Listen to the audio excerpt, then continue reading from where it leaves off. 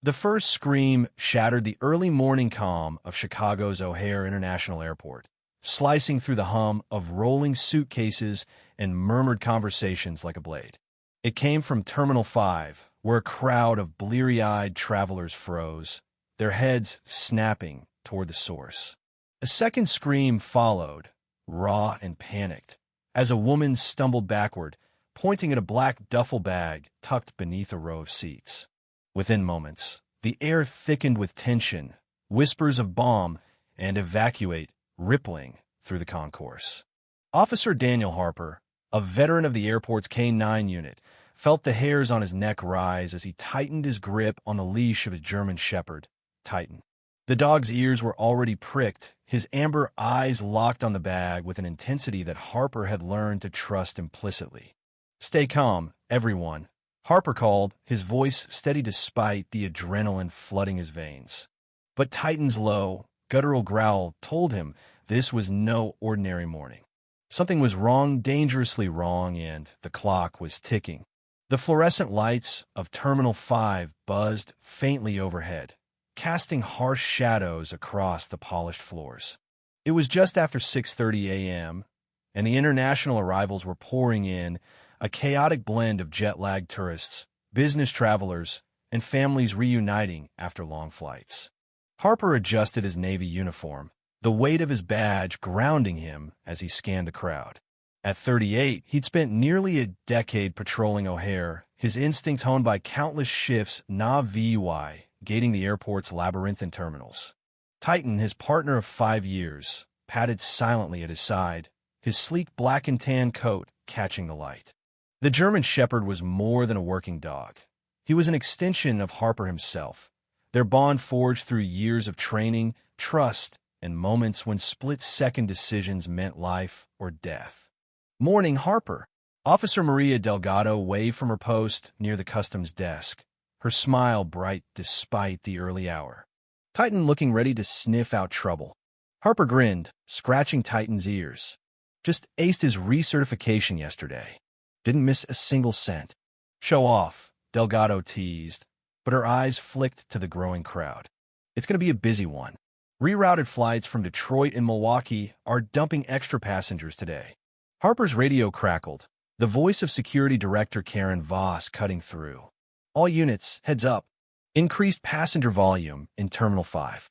Maintain high VY stability at checkpoints and concourses." "Copy," Harper replied, already plotting their patrol route. He murmured to Titan, "Let's make the rounds, buddy." The dog's tail flicked once, his focus unwavering as they moved through the bustling terminal. To the untrained eye, it was just another day at O'Hare, routine, predictable, secure. But Harper knew better. Airports were pressure cookers, where the mundane could explode into chaos in an instant. And as they turned toward the quieter international departures area, Titan's sudden shift in demeanor confirmed his instincts. Today was about to go sideways. The change was subtle, at first a slight tug on the leash, a sharpening of Titan's posture. His ears swiveled forward, his nose twitching as he sampled the air with urgent precision. Harper's pulse quickened. "What V you got, boy?" he asked, his voice low. Titan pulled him toward a partially renovated section of the terminal, where construction barriers and plastic sheeting created a maze of empty seating areas. The morning light streamed through floor-to-ceiling windows, illuminating a faint haze of dust. The area was nearly deserted, save for a lone traveler scrolling on his phone and a janitor pushing a cart in the distance. Harper's eyes swept the space, searching for the source of Titan's focus. Then he saw it, a black duffel bag, medium-sized, tucked neatly under a row of chairs. No tags, no owner in sight. It was positioned too perfectly, as if meant to blend into the shadows. Harper's training kicked in. "Tighten and hold," he commanded, and the dog froze, his gaze never VYing the bag. But something was off. Titan wasn't GIVYing his usual alert-a-calm sit for explosives, a paw scratch for narcotics. Instead, his body was rigid, hackles slightly raised, and a deep, continuous growl rumbled from his chest. Harper had heard that sound only once before, during a training exercise when Titan had detected a chemical agent the instructors hadn't even known was present. "Titan, check," Harper ordered, signaling for a closer inspection. To his surprise, Titan didn't approach. Instead, he backed up 2 steps, his growl intensifying, tail stiff as a rod. The BHVY was so uncharacteristic that Harper felt a chill crawl up his spine. This wasn't a standard alert. This was something else, something Titan recognized as dangerous but couldn't categorize. A passing security guard noticed their stance and started toward them. Harper raised a hand.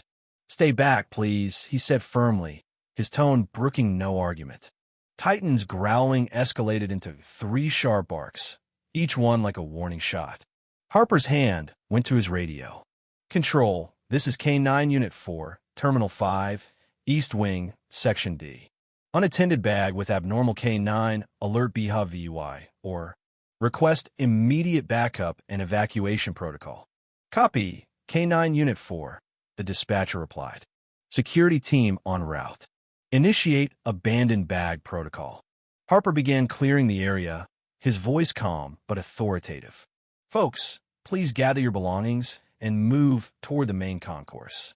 Security will guide you." As travelers complied, some casting nervous glances at the bag, Lieutenant Michael Brennan arrived with a small team. Brennan, a grizzled veteran with a perpetual scowl, eyed the scene. "What's the situation, Harper?" "Unattended duffel. No identification. Positioned under seating," Harper reported. Titan's alerting, but not in his standard pattern. He's growling, backing off, vocalizing via VY, or "I've never seen." Brennan frowned, glancing at Titan, who remained locked on the bag.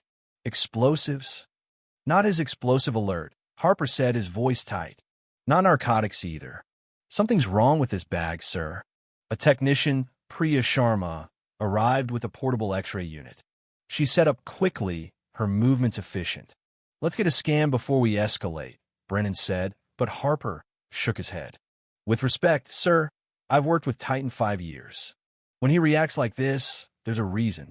Brennan's eyes narrowed. "You're asking me to shut down a terminal based on a dog's hunch?" "I'm asking you to trust my partner," Harper replied, meeting his gaze. Sharma's voice cut through the tension. "Preliminary skin shows clothing, toiletries, some papers. No OBVYS explosives or wiring." She paused, squinting at the screen. "But there's something odd, a density variation in the lining. Could be a hidden compartment." Harper's stomach tightened. Titan's growls hadn't stopped, and now the dog was staring directly at him, as if urging him to act. "Lieutenant, we need the bomb squad. Now." Brennan hesitated, then nodded. "Call it in. Full evacuation, 100-foot perimeter." "Harper, your dog better be right." As evacuation announcements echoed through the terminal, Harper's mind flashed back to the day he met Titan. It was a blistering August afternoon at a Department of Homeland Security training facility in Texas. Harper, then a new K9 handler, had been paired with a German shepherd rescued from a smuggling operation in Arizona. The trainer, a no-nonsense woman named Cortez, had led him to a kennel where a lean, intense dog sat watching them with unnerving focus. "This one's special," Cortez had said. "Found guarding a shipping container with trafficked migrants. Didn't attack the rescue team, didn't run. Just stood there protecting them. His nose is better than any machine we've got, but he's got quirks. Alerts to things we can't always verify." Harper had locked eyes with the dog, struck by the intelligence in those amber depths. "What's his name?" "Titan," Cortez replied. "Because he's unbreakable." Back in the present, the bomb squad arrived, their heavy suits rustling as they deployed a rover equipped with advanced sensors. Brennan stood beside Harper, his skepticism palpable. "We deal with thousands of abandoned bags a year, Harper. Most are nothing." "This isn't nothing," Harper said, watching Titan's unwavering focus. The rover's operator, Tech Sergeant Alvarez, reported over the radio. "No explosives, no radiation, no biologicals. MOVYing to physical inspection." But before Alvarez could approach, a new figure joined, female woman in a sharp gray suit, her Homeland Security badge gleaming. "Agent Laura Kessler." She introduced herself, Her voice clipped. "What's the situation?" Brennan shrugged. "Likely a false alarm. Bag's clean so far." Kessler's eyes flicked to Titan, who was staring at her with the same intensity he'd shown the bag. "That your dog, Officer Harper?" "Yes, ma'am." "Titan. He's alerting, but not in his train pattern. He's keeping distance, vocalizing something he's never done." Kessler's expression shifted, a spark of recognition in her eyes. "I read his file. Border rescue. Enhanced scent detection. Tell me exactly what he's doing." Harper described Titan's behavior, and Kessler's face hardened. "Don't open that bag," she barked into her radio, cutting off Alvarez's approach. Brennan bristled. "This is airport jurisdiction." "Not anymore," Kessler snapped, flashing her credentials. "That bag matches a profile we've been tracking. Your dog's behavior or backing off while staying alert. Vocalizing gets consistent with a new threat we're investigating." Harper's blood ran cold. "What kind of threat?" "A synthetic chemical agent," Kessler said. "Engineered to evade standard detection. We've had 3 near misses in the past month: Houston, Miami, Seattle. The only consistent detection has been K-9 units showing unusual behavior, or your dog may have just caught something our tech can't." Brennan's face paled as Kessler radioed for a hazmat team. "Request immediate hazmat support, Terminal 5, East Wing. Potential CBR material, Priority Alpha." The terminal's evacuation was in full swing, travelers streaming toward exits as announcements blared. Harper knelt beside Titan, his voice low. "You're doing great, buddy. Stay sharp." Titan's eyes met his, steady and trusting, but the dog's tension hadn't eased. Hazmat arrived, their suits and equipment transforming the terminal into a surreal war zone. A specialized robot extracted the bag's contents into a containment unit. The lead technician's voice crackled over the radio, professional but strained. "We've got a concealed compartment. Sophisticated design timer, atomizer dispersal system, and documentation. This is no amateur job." Kessler's jaw tightened. "What's the chemical?" "Neurological agent," the technician replied. "Non-lethal, but designed to cause mass panic disorientation, respiratory distress." Dispersal was set for 11 a.m., peak terminal capacity. Harper's mind raced. A DVYC like that, triggered in a crowded airport, would cause chaos, trampling, injuries, maybe worse. And the documentation suggested this wasn't a lone incident. "There's more, isn't there?" he asked Kessler. She nodded grimly. "The paperwork mentions other airports: JFK, Denver, LAX. This was a coordinated attack." A hazmat tech passed a decontaminated EVY Denke bag to Kessler, containing a hotel keycard found in the duffel's outer pocket. "Safe for your dog to scent," the tech said. Harper held the bag near Titan's nose. "Scent," he commanded. Titan sniffed, then looked up, ready. "Find him," Harper said, and the dog surged forward, leading them into the evacuated terminal. Titan moved with purpose, his nose low as he tracked the scent through deserted concourses.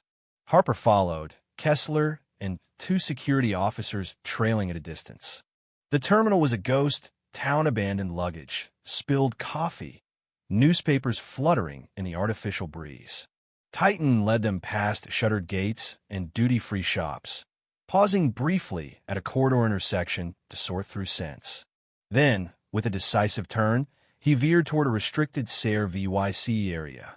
"Subject may be in a secure zone," Harper reported into his radio. "Request backup at SARE VYC corridor F-19. The SARE VYC door was ajar, a red flag in a place where security was paramount. Titan's pace quickened, his body language signaling proximity. The corridor opened into a back-of-house area: luggage carts, supply closets, and a staff break room. Titan circled near the break room, then doubled back toward a door labeled Utility Access. Through the door's small window, Harper glimpsed movement: a man, mid-30s, frantically stuffing items into a backpack. "Subject sighted," Harper whispered into his radio. "Male, matches description, handling unknown materials. Request tactical now." Titan barked, sharp and urgent, alerting the suspect. The man's head snapped up, his eyes wild as he grabbed a small canister from the workbench. "He's got another to VYC," Harper shouted, simultaneously commanding, "Titan, stop." The German shepherd launched forward, a blur of muscle and instinct. Trained to neutralize threats non-lethally, Titan clamped his jaws around the man's forearm, forcing him to drop the canister. The suspect screamed, collapsing as Harper and the security team stormed in. "Hands up," Kessler ordered, her weapon drawn. The officers restrained the man, cuffing him as Harper secured Titan. A quick sweep of the room revealed a chilling setup. Another dispersal to VYC, partially assembled, alongside maps, burner phones, and a notebook filled with anti-immigration rhetoric. This was a terrorist plot, targeting international travelers across multiple cities. In the security office, the suspect identified as Nathan Cole, a disgraced chemist with ties to extremist groups, sat handcuffed, his face a mask of defiance. Kessler and an FBI agent, Special Agent Ryan Holt, led the interrogation. Cole remained silent, his smirk infuriating, until Holt laid out photos of the disassembled VYC. A flicker of pride crossed Cole's face. "You got lucky," Cole said, his voice low and venomous. "That dog shouldn't have known. We tested those compounds for months. Undetectable. Almanimol de VC." Holt pressed. "Where are your partners?" Cole's smile widened. "You'll find out soon enough. The cleansing has begun." A hazmat tech interrupted with urgent news. The burner phones had 3 numbers in their call logs: prepaid phones in New York, Denver, and Los Angeles. Synchronized timers, set for simultaneous activation. Kessler's eyes narrowed. "Your network's collapsing, Cole. We're tracking your accomplices now." For the first time, Cole's confidence wavered. "That dog," he spat, glaring at the one-way glass. "It ruined everything." By dusk, Terminal 5 was cleared and limited operations resumed. Harper stood by a window overlooking the tarmac, Titan resting at his feet. Kessler approached, her expression weary but grateful.